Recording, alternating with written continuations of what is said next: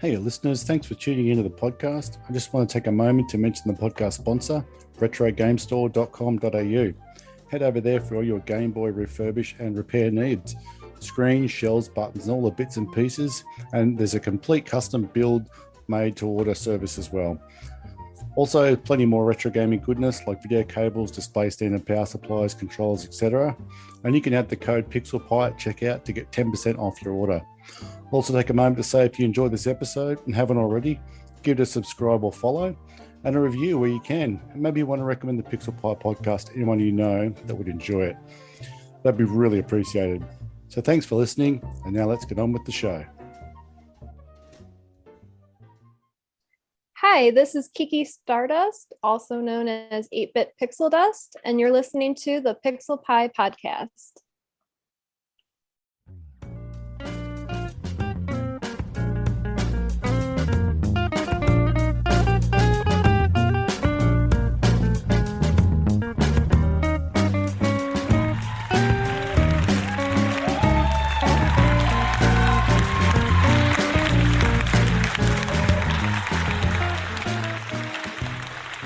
Hello, Kiki. How you doing?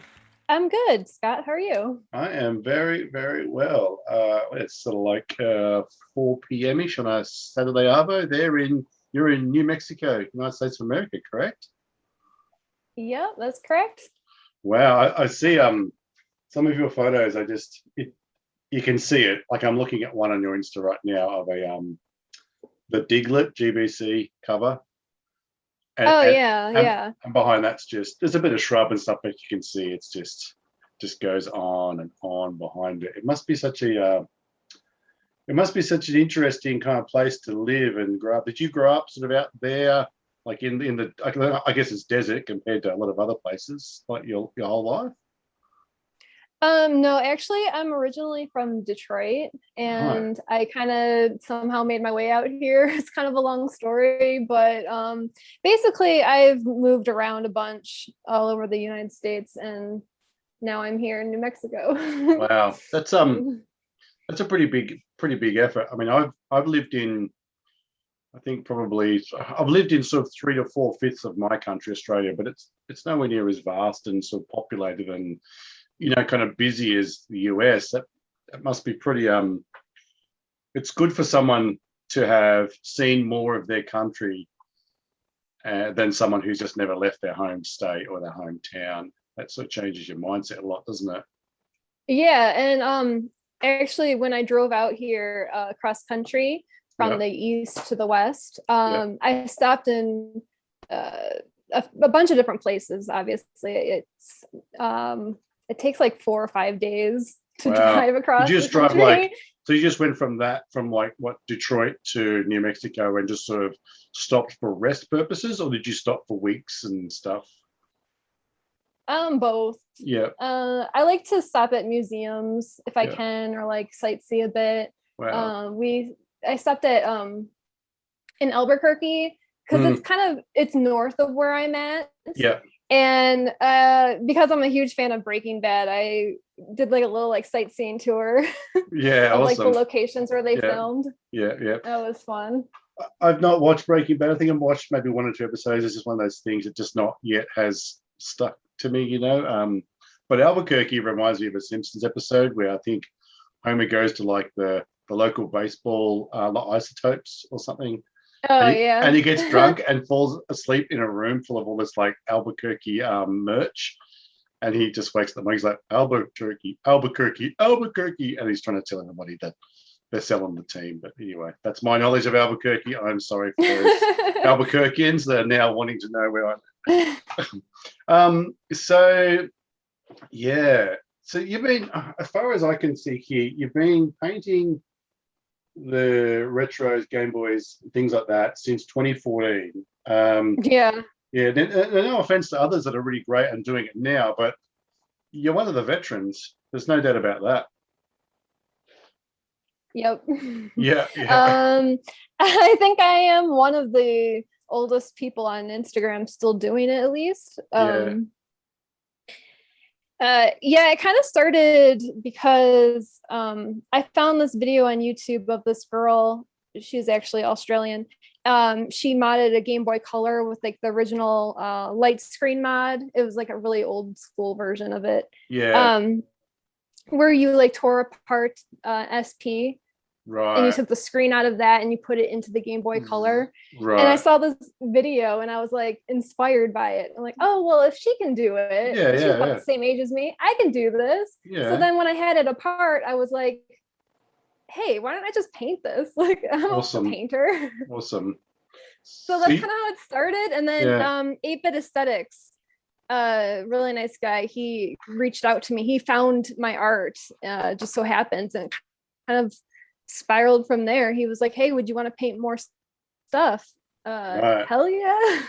So 8-Bit does a lot of the UV printed stuff? Yeah, now he does. Yeah. Oh, right. So all UV stuff. So back then when he first approached you, was it all still hand painted? Sorry, was it all still hand painted, like supplying to him then, or was he back then like sort of translating from your hand paint to UV? Oh, back then it was all hand painted stuff. The UV stuff didn't come until, I don't know, like the past few years. Yeah. So you had an agent, basically, like a distributor. Basically, yeah. Oh, that's so rad. It was good partnership. Yeah, that's so rad, because he does like full builds, right? So you are like, here's a sweet shell, and he does that kind of like, the surgery stuff, and you just get to enjoy, the painting of it. That's unreal. Yeah. I see at the moment on Instagram you've got commissions are temporarily closed. When an artist tells me I'm no longer taking commissions, that means two things. One, they've given up, or two, they're flat out. And I'm going to suspect it's the second one, right? Yeah, I needed a break, to be honest. I was getting a little burnt out. Yeah. And so I'm like, well, I'm going to do my own thing for a little bit. I want to paint some ideas that I've been that I've had tossed to the side. Yeah. And then I'll just post them on Instagram and sell them that way. Yeah, it's nice to and then when I feel better, I'll reopen my commission. Yeah. I think it's everybody loves your stuff. Everybody loves your stuff. Everybody wants. Thank you. Everybody wants a little bit of geeky in their shelf. And there's nothing. there's nothing you do. I mean, you're going to be one of those artists. You're like, oh man, there's plenty of stuff that's not good. Trust me, there's a pile of it over there. But everything that you put up, 100 people are like, I want it. So there's no doubt at some point you could sort of go, all right, here's 20 shells, first in, best dressed, and dude, you'd sell them like in 2 or 3 days. So, and there's less pressure. Yeah. So painting retro since 2014, but obviously you didn't just pick up a paint pen or a palette and just go, hey, I'm going to start painting stuff. I'm going to suspect that you've always been an artistic person, if not somewhat trained, educated. Yes, I went to art college actually, but I've always been a painter. So it kind of just was like, well, I'm going to take my two interests, painting and retro gaming, and combine it. Oh, boom. Perfect. Yep. And so retro gaming, so you did grow up gaming? I mean, you're wearing a Zelda shirt, so you're going to be a fan. Yep. Yeah. I wore the Zelda shirt for you. It's beautiful. I love it. It's funny with Zelda. I feel myself getting more and more drawn towards Zelda. Like I played Minish Cap on the GBA, and I started playing Twilight Princess on the Wii U. I'm like, yeah, I'm doing this, but I feel more drawn towards Zelda universe because of the people I know that also love it. Like when I meet someone like yourself and I feel like I identify with other aspects of your character purely through Instagram and chatting and stuff. And I'm like, and it's interesting how you can get drawn towards something because of the people. You're like, hey, they're pretty cool peeps. I think I'm going to go check it out. And it's so rewarding to know that, yeah, that's fun. So sorry to interrupt, but it's not like, I'm not doing it because it's cool. I'm doing it because other cool people are doing it, if that makes more sense. Anyway. Yeah, I get it. Yeah. So you grew up a Zelda fan? Yes, always. It's probably my favorite franchise. And then Pokemon is probably second, and Animal Crossing and Splatoon. Yeah, it's Splatoon. I played Splatoon I played Splatoon recently on the Wii U. Is that where you came in, or was Splatoon 2 for Switch?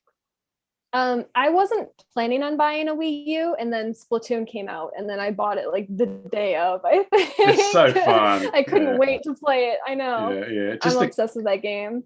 You're still with the original. You're obsessed with the original. Well, I haven't played the original in quite a bit because now I have the second one on the Switch. Yeah. So just the concept of like, squirting the ink and then kind of like squidding along in the ink and hiding and, creating your own, just little things like that are just so fun. I'm not into, headshot, first person shooty, I'm the best kind of stuff, but that's just kind of like same here. Water guns full of ink. And I'm a squid. Like, what's there not to like? That's so much fun. I know, it's cute and addicting. Have you done a Splatoon shell? I should have done my research. No, I actually haven't, but I've thought about it.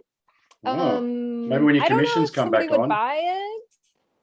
You never I don't know. Maybe. I was talking to. I would like to do it. Well, anybody's listening, you want Splatoon shell? Wait till that. Wait till that no vacancy sign goes down, and boom, hit Kiki up. I was talking to Daniel Blom a little while ago, and he did one for the Game Boy game Tater, which is a pretty unknown sort of game. It's like you spin little sticks. It's a little bit like a puzzle maze. And he's like, a guy wanted a shell with Tater. It's like, so there's always someone that wants something. Always. Right. True. Yes. Yeah. So prior to painting the shells, what sort of art were you doing? Was it sort of just like paint and stuff, or did you go through graphic art sort of techniques, or what were you doing before that? Other than painting, I was a graphic designer at 2 different companies for a little bit, and I've also done screen printing for a company. So I've kind of been dabbled all over the art field. I also like to do like amateur photography for fun. Right. I mean, that comes through in your Instagram, because you don't just go, here's a shell on a rock. Your composition is obviously thought out, which is clearly, I try my best. We all do. It's just some people do better, like yourself. Well, thank you. So did you enjoy graphic art? I was a budding graphic artist when I was like in high school, and unfortunately I did work experience at a place, and he's like, dude, you're going to spend most of your life doing like product catalogs for the local supermarket. And I was like, I don't want to do that. Right. Yeah, I understand. I loved it in college, and then doing it for a company is so much different because you're kind of just pleasing whoever it is, who wants the graphic art, or just a bunch of photo editing, which is a lot of what I used to do, and just so repetitive. And I mean, it's all right. Yeah, it's not as artistic. Right. Yeah. It's like people sometimes think that they want free range on an artist, like, oh yeah, just do your thing, whatever, and then they get it back and they're like, well, actually tweak this and this. It's like, oh, okay, cool. And then it turns out not really being my thing anymore. That's at least my experience with graphic design. But it's funny, that isn't the disconnect between the creator and the client in the end. For about the 3rd time, I'm massively into the US version of The Office. I listened to a podcast with one of the characters, Kevin, and he's talking to a lot of people like Greg Daniels, who originally brought it from the UK, worked with Ricky Gervais and stuff. And they were able to sort of just tell all the executives at the TV show, at the TV station, or whatever studios, like, just you need to stay out of this. It won't work if you have your greasy little mitts in it. You just have to trust us. And they managed to pull it off. They did like 6 episodes and didn't know if it was going to go again. And they just managed to kind of work it out. And 9 seasons later. But yeah, it must be very frustrating, because you're looking for personal growth as an artist, to explore other techniques, to just play around, and you're kind of being channeled down this, what the customer sort of says. The other side of that is, I've spoken to some people that do Game Boy shells, and someone says, like, just do me a Zelda shell. And they're like, I need a little guidance. No, you just go with it. And that must be the other end of the spectrum of incredibly nerve-wracking. Yeah, so with Game Boy painting especially, I'm always just told, this is the character I want, do whatever, and then I do it, and then it turns out amazing because it's more of a passion thing for me at that point. Like I put in more efforts for something that I have, interest in. And also, it's Nintendo, what's not to like? Yeah, that's exactly right. God, Nintendo.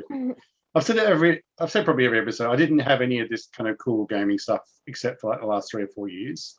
And I definitely now feel that if I had have been, I would have been a Nintendo kid. Just the world of Mario and the world of just that aesthetic. I'm playing Luigi's Mansion on the GameCube at the moment. I was up till 1 a.m. this morning. That's ridiculous. Wow. Yeah, it's too late for a dude like me. But I just get this drawn in, the way the story tells and the aesthetics and stuff. So what's not to like about Nintendo? Anyway. Right. Yeah. So your progression from, because as far as I know, as far as I can tell, just talking to you, that you're currently, your bread and butter comes from being an artist. You no longer work for these graphic design companies. You're just geeky Stardust out there doing it. Yeah, thanks to the pandemic, I've been able to, pursue more of my own interests and go full time with my art.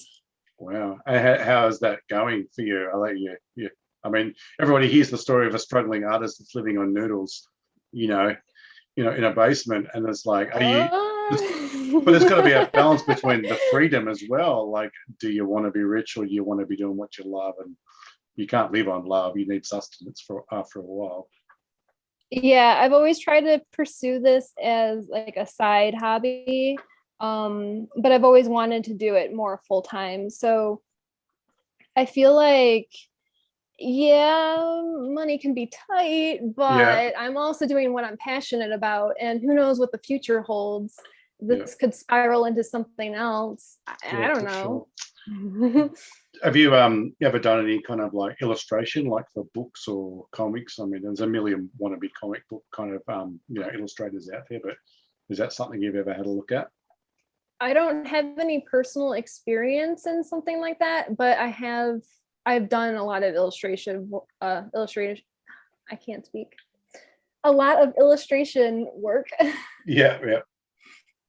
Your other so you've got 2 Instagram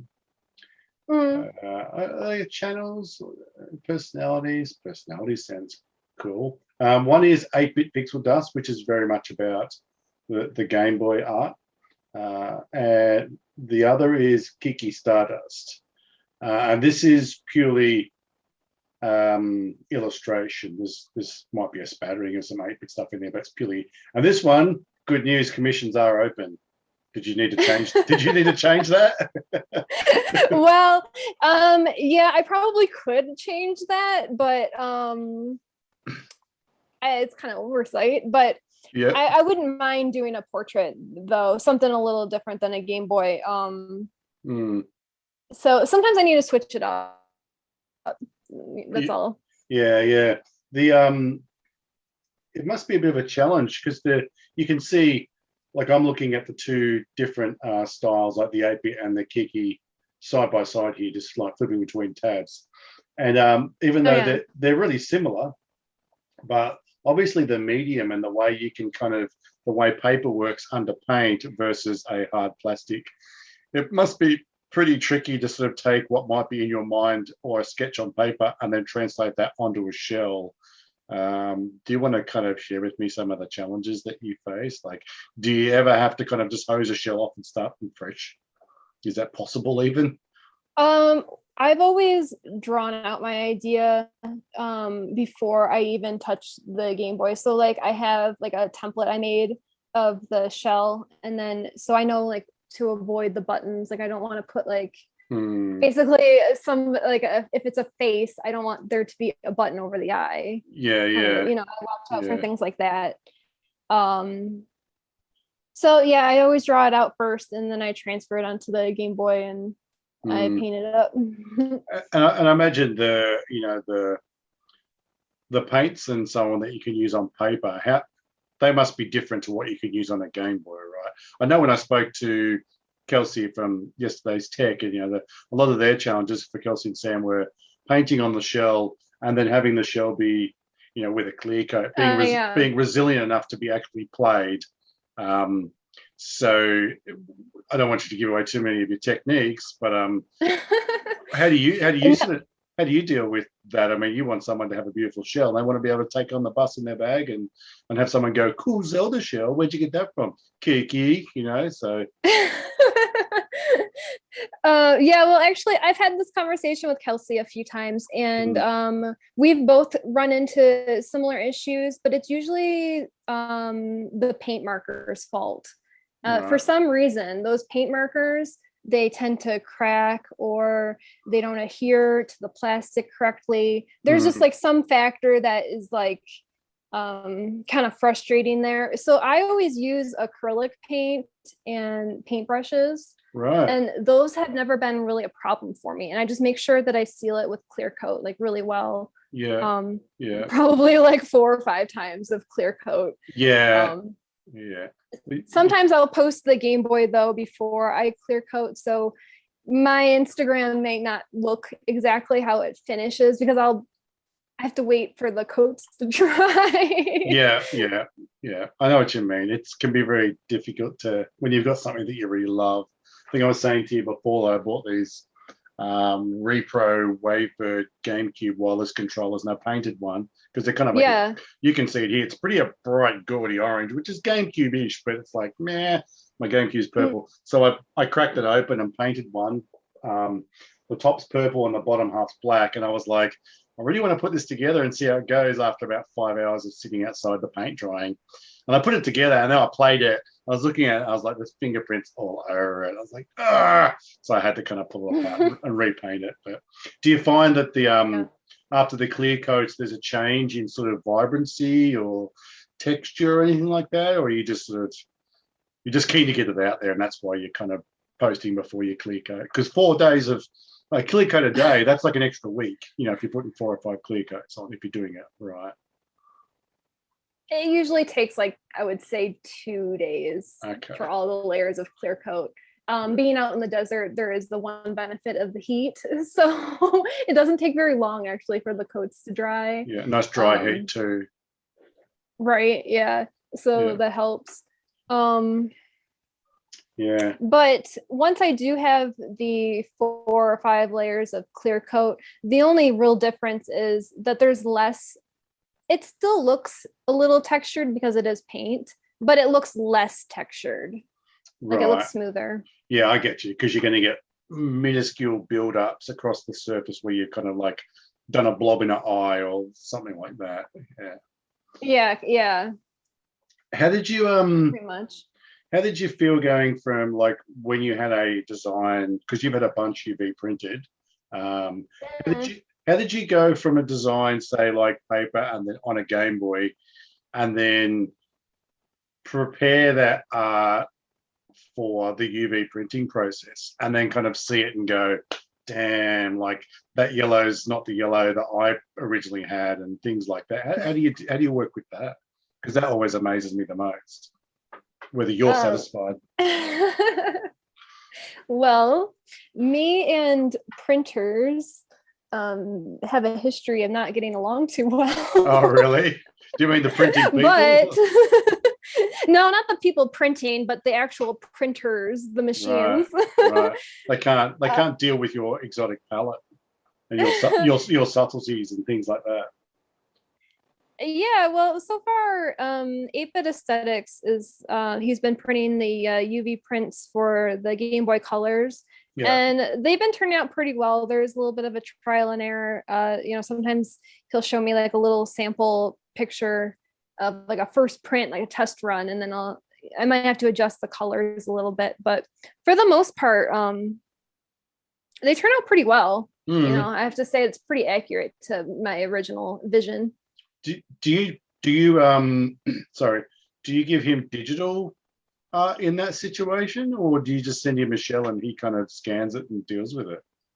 Yeah, it's digital art. Right. So you've got to redo. So if you did like the Diglett thing, if you hand painted that, you've then got to recreate it digitally. Is that what you're saying? If I was to, make that a Oh, digital, so you might just do hand painted ones, and then you might do totally separate, just a digital version of something, and go, well, here we go, let's do this one. Exactly. Yeah. That's what I do. I plan ahead before I'll decide if I want to do a traditional painted or if I want to do a UV design. Amazing. Amazing. Yeah. Yeah. Do you find the Game Boy stuff still relaxing compared to, like, where's your go-to place as an artist? You're like, I'm just gonna fluff around today. I watched one of your little Instagram live feeds today. You were painting like a link on a sort of A3 to A4. Oh, yeah. Oh, you got it there? Yeah, well, it's not very far along still. I was watching that, and you were just like yakking along and just having a good old time. I think there was like two of us there, and you were just talking up a storm. It's just so good to see you just chilling and happy. It's not like I don't know you. I don't know what to expect. I've heard your voice once before, but I was like, look at her. She's just having a ball. It is a lot of fun. What it's about, right? Right. Sometimes it's just like the Game Boy is so small that sometimes I just like, I gotta paint something larger because it's not necessarily faster, but well, it kind of is. Actually, painting larger is faster than painting small. Yeah. Because you gotta use like really tiny paint brushes. Yeah. They're just kind of crazy. And it's probably, I'm not an artist, but it's probably easier to kind of like to undo something on a paper or a canvas as opposed to a Game Boy. How do you go about when you've made a mistake on a Game Boy? Can you kind of use like, thinner or something and kind of take it back? And what do you do? There's techniques you can use to correct something. Usually if I put down the wrong color, like if I'm painting Bulbasaur and he's the wrong shade of green, like I'll just wait for it to dry and I'll just paint another shade of green on top of it. Awesome. That's usually like the fix for it. Yeah, I think one of my favorites in your most recent sort of creations is that the Stormtrooper with the pink flowers. Oh yeah, on the white. That was for Julianne. She commissioned me on that one. She gets all the good stuff.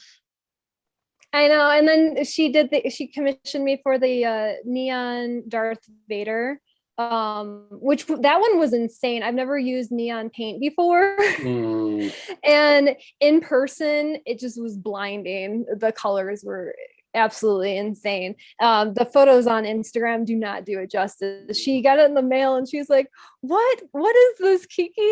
Let me go put my sunglasses on and I'll call you back. Right? Yeah, it's amazing. It's got that really kind of awesome sort of 80s 70s 80s, there's a lot of t-shirts and stuff getting around like that these days, that sort of retro-y kind of, but with that weird 90s neon vibe, like you said. My other sort of top three, I mean, when I try to pick what's your top 5 Kiki shells, I'm like, can I make it a top 10, please? One I really do love is the Game Boy Color with the AE86 and Pikachu sitting on the bonnet there, like ready to take pink slips. Yeah. Because that's awesome, because it's kind of like, it's like line art of the car, but then he's kind of all full color and like, bring it. It's awesome. Does that one you just obviously, I assume you just sort of just the fine black kind of marker, you just sort of drew that one on like that? I think so. I don't remember, to be honest. I think that one was a while ago. Yeah, it might have been a combination of a marker and a paintbrush, if I'm not mistaken. But I loved the black and white look with the yellow Pikachu. I thought that was really cool. And you were talking before about putting buttons and things in the right place. I mean, you put black buttons in that and a black D-pad, it's going to be fine. You're not losing anything. Yeah. Right, yeah. It's a real challenge. I know several people that have sort of expressed their feeling of challenge, especially with like a GBA, because everything's kind of there's not a lot of real estate, so it's hard to get around the screen and all that sort of business. Yeah, I've only done. You go on. I've only done one Game Boy Advance commission. It was Bob Ross inspired, so it was scenic. That's the one with the big landscape river on the back. Yeah, the landscape. Yeah, that was so much fun. And if I were to do another GBA, which I would like to, I definitely utilize the back like that. That is interesting. Yeah, it's got is there a squirrel in the front? Yeah. Bob Ross was obsessed with squirrels. Oh, really? That was like his favorite animal ever. Yeah. He was always talking about them, so I had to include that. Oh, look here in your Instagram, it says, fun fact, Bob used to raise baby squirrels in his house. One of them he named Peapod the pocket squirrel.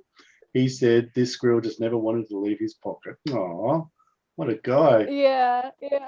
That's so cool. I thought maybe you might have been trying to sneak in like a Vulpix or something just in the corner there, but no, it's a squirrel. Yeah. That's cute. So if you're taking time off, what are you doing with yourself? Like from commissions, you just chilling and regrouping? Well, as I've already mentioned, I'm obsessed with Zelda, so I plan on doing a lot more Zelda shells. Because I've not had a commission for one in a while, and I never get sick of drawing Link for some reason. So that's one of my ideas. Yeah. Are you kind of like out in the middle of nowhere, or are you kind of near a big town? Like, what does a New Mexican? Well, that's not really quite right. What does a resident of New Mexico do on their weekends when they're not at work or hanging at home? What's in your area that's kind of rad that you enjoy? Do you spot UFOs on the weekend? We do have like a farmer's market every weekend, and there's a lot of artists that sell stuff down there. And I've been a couple of times, but because of the pandemic, I haven't sold anything down there. Right. I've just been concerned about that whole situation. Yeah. But maybe in the future, I would like to. Here is kind of in the middle of nowhere. I live very close to like the edge of the desert, and you hear like coyotes and bobcats and mountain lions and stuff. That's crazy. It makes me a little uneasy sometimes, but I've gotten used to it a little bit. So you don't go out like running at night or anything like that sort of thing? I will walk in the evenings, but once it gets dark, it's like, nope, you better, head inside. Really? Legit? Like they would come and check you out and maybe think you're dinner. Is it that full on? I mean, there's been a bobcat. I don't know if there's been a mountain lion around here, but definitely a bobcat, and I'm kind of scared to encounter one of those. I was watching a video recently of a guy bushwalking somewhere. I don't know where he was, like maybe Colorado, and he was just like, obviously in the US, and he's walking on a trail, and this big cat, like a mountain lion, sort of comes out, and it was a female, and it's like, go, get out of here. And he's walking backwards with his camera going, I'm leaving. And it's like escorting him down this track. Like, get out of here. Oh, wow. Leave now. I'm going to count to 3 and I'm going to like bite you on the ass. And he's like, it's all right. I'm going. It's like, holy, like, he was obviously in space. And we forget that they have space. Do you spot aliens? Are you in that part of New Mexico? I might have seen a couple of things. Oh, really? Sky that I could not explain, but wow. Yeah, and actually there's a NASA facility like really close by. I just randomly discovered it when I was out driving one day. Right. It's not Area 51. Area 51 is actually in Nevada, which I did live close by.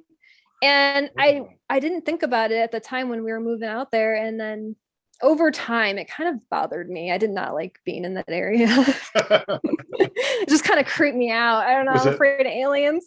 Where you're like, I'm tired of getting abducted every second weekend. This is really boring me now. Wow. So I just don't want to encounter anything ever. no, as much as I'm curious, I'd be like, you know what? I'd just rather hear other people's stories. I don't want to be Right? probed Yeah. or any of that kind of shit. um, Right. so the NASA place, is this just like just an old shed with like a tiny NASA badge on it and it's really discreet, or is it like we are NASA, this is huge and white and stuff? You can't see anything. So when you're approaching the facility, it's just like a road that looks like it leads to nowhere. It's just empty, Right. vast desert. But there's like this huge sign warning you that there's cameras and you must Mm. turn around or else, kind of a thing. So It's kind of bizarre. So you should not go down that road, just to be safe. Right. Yeah. No, you should not. Yeah. Right. And so what else goes on around so where Kiki lives? Do you get to go out and sort of hike and things? Like I imagine there's some people that just love the desert and they see a real beauty in it. Like I imagine like big cactus and or is it like, no, dude, this is one of those deserts where you just kind of live and you stay home and you air conditioning and you drive places. You don't do that in this desert. It's rattlesnakes and bobcats. Well, there are dangerous animals, but I do go hiking. There's a lot of mountains and giant cactuses all over the place. You just got to be cautious, really, and wear boots. Wear boots, yeah. Even in the summer, wear boots. Yeah. We've my wife and I've started watching a series called Fargo. Most people have seen it 10 years ago, based on the, and it's like it's based in Minnesota, and it's just boots because it's wet and snow and mud. Boots. I'm like, you could live in flip-flops where I live for like 9 months of the year. There's people that live in Canada, and it's like, I'm gonna put on my shirt and my sweater and my jacket and my over jacket and my gloves. Oh, you going for a hike? I'm just putting the rubbish out. It's like, oh my gosh, I couldn't live like that. Have you traveled much outside the US? I have. I've been to Japan. Yay. And I've also been to London Yay. twice, and I've been to Mexico. Right. Well, Mexico is just like next door neighbor, right? You just go there every second weekend. Yeah. I mean, I moved out west, and then I went to Mexico, and it didn't feel any different other than everyone spoke Spanish, and I don't really speak Spanish. So right. That was like the only difference to me. It was just more of where I live. Unfortunately, what you see of Mexico, like here in Australia, due to sort of media, is it's just sort of sketchy. It's just like a dirty weekend, and it's just sort of you just hold onto your purse and all that sort of business. How did you find Mexico when you went there?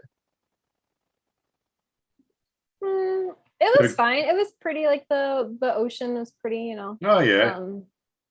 What sort of down to Baja sort of area or whatever? You just sort of go Ensenada the whole and that. south. Oh, I'm sorry, I didn't hear your question. Did you sort of go down like into Ensenada and all that sort of nice part? Well, when I was in Mexico, I went to Cabo San Lucas. Sounds delicious. Which is a vacation land. Oh, right.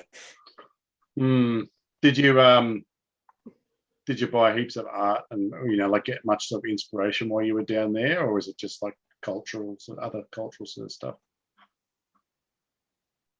It was just a vacation, so I didn't really do much of anything other than relax, which is nice. Sometimes you need that, You do. And now we've got to find ways to relax at home, which is also, it's nice to be home, but it'd be nice to get out a bit more. There's no doubt. I guess the beauty of your position is that you're not like, where would you rather be? I don't like to dwell on pandemic stuff, but where would you rather be right now? Sort of like with the open space in New Mexico or back in Detroit? I'm happy where I'm at, I think. I do miss Detroit from time to time because that's where I grew up. It's always going to be nostalgic for me. But I love traveling and exploring too much. Like I'm not going to stay here my whole life. I know that for sure. Right. I definitely want to travel to Australia one day. That'd be awesome. I think you would love it. I think you would.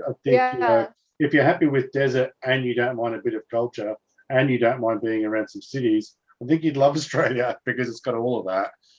Yeah. Yeah, and I mean, from West Coast to East Coast, if you drive that, yeah, I think I underestimate how large our country is. I think it's probably realistically it's 4 to 5 days. I've done the drive sort of in sections. I myself traveled a lot. Like I think we're probably pretty similar in that. As I get older, it gets harder because I need like hotel beds. I can't just sleep in the back of my VW van or in a tent Right. anymore, sort of thing. So it's a little more expensive. But yeah, you'd have a ball over here someday. Yeah, I would love to. Yeah. Do you so what took you to New Mexico? Like from all the way up there? That's a long way and quite a stint. You just throw a dart at the map and boom, I'm going there. Well, to try to summarize, I started in Michigan, moved over a state to Wisconsin. I was miserable. And then I saw an opportunity in Las Vegas. So I moved there. And then Las Vegas turned out to be not that great of a place. I didn't mesh well there. And so then I moved over to New Mexico, just a couple states over. And here I am. Here you are. Awesome. Cools. All right. Well, look, I guess I sort of really want to give you the opportunity just to talk about your own styles and stuff. I mean, I just keep throwing questions at you. I just have so much interest because you're such a experienced and prolific creator. Is there anything that any projects you got going? I mean, you talked about your sort of, I guess let's label it Zelda series. Is there anything else you're sort of pursuing at the moment that you would like to share?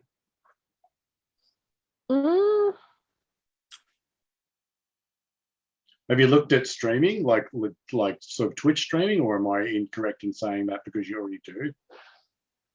Actually, I have not done Twitch, but I've thought about it. I feel like I need to have a little more experience, like build myself up a little bit to that point. Maybe, I don't know, maybe I think about it, I overthink it too much or something. Yeah. You just put your stuff there, you put a camera on it and you just go, right? I mean, that's Twitch, really. Right, yeah.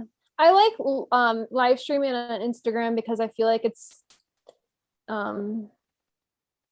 just more casual, I guess. Yeah, I can understand that. Yeah. Have you got more UV shells to go over to 8-bit, or you kind of, again, that's just you're just sort of ramping that down until you feel like you can create some more? Well, with the UV stuff, I've always I only create UV designs when I feel like I have a strong idea for something. I don't like to just create whatever and just produce it, like I don't want to just, I have to have a good idea for something. Right now I do have a couple of UV designs in the works, but they're secret. Oh, okay. So that's the I'm way to get people excited. keen. Yeah. Is one of your most recent posts is the Donkey Kong, the yellow one. Is that is that a recent release? I just finished that one a few days ago. It's cool as bananas. Thank you. Yeah, I really love that one. I thought that was so cute. So that's a painted shell. That's not UV, right? Yeah, that's painted. Yeah, that's neat. Yeah, Thank you. Did you have fun with that? Yeah, I did. I don't think I've done a yellow shell before, so that alone was exciting to me. Well, I actually, I have done yellow before, but not, it was the like the transparent one, yellow, right? Not the solid. Yeah. I like the faces. You sort of got Donkey Kong's kind of like, he means business, but he's got a smirk, and Diddy Kong's like, "What are we doing today? Let's go," kind of stuff. Yeah. I found this gold tray that I put it on, and I was just like, yes, this is the shot. I got really excited about it. Yeah, for sure. And gee, I didn't even notice that. Sorry. I'm just looking at the Donkey Kong. I just thought it was like a big bunch of bananas, but now I can see the reflection of the of your signature on the bottom of it at the bottom. That's so neat. Yeah, Mm. that turned out good. Coolio. Well, yeah, I think I've interrogated you long enough. I might do a bit of a shout out and then just give you an opportunity to kind of, let a few people know how much you love them, or kick the can for someone, or you promote yourself. The opportunity is really here for you to talk about whatever you want. So for this episode, I'm going to do a shout out to BB Retro. So this is again, everything's always in the show notes. B_B_retro. So there's a lot I like. There's a lot of good photography here. There's a palette. It's a sort of I wouldn't say washed out, but there's a lot of modes and just some nice filtering. So it looks like a bit of PVM stuff here and there, but just generally beautiful photography. No PVM. Oh yeah, there's the PVM. Sorry, just beautiful photography, and it's got this teeny tiny little screen that's like about an inch and it's sitting on top of a Dreamcast, and it's like a third of the Dreamcast. And one of his latest videos, it's got like a couple of sort of Pokemon figures out of focus looking at this tiny screen. Like for them, it's like a 55-inch TV, and it's playing a bit of Pokemon. But it's just really beautiful art. Just a really nice collection. Obviously, someone that really loves Pokemon, loves Game Boys, and has their own sort of softer style. So BB Retro, go check out that person's Instagram and get inspired, follow, and enjoy. That's Brian. Thanks, Brian. You're awesome. And so yeah, now it's your opportunity if you want to send out some love. Yeah, to all of my artist friends out there, I want to support all of my fellow artists. You guys are awesome.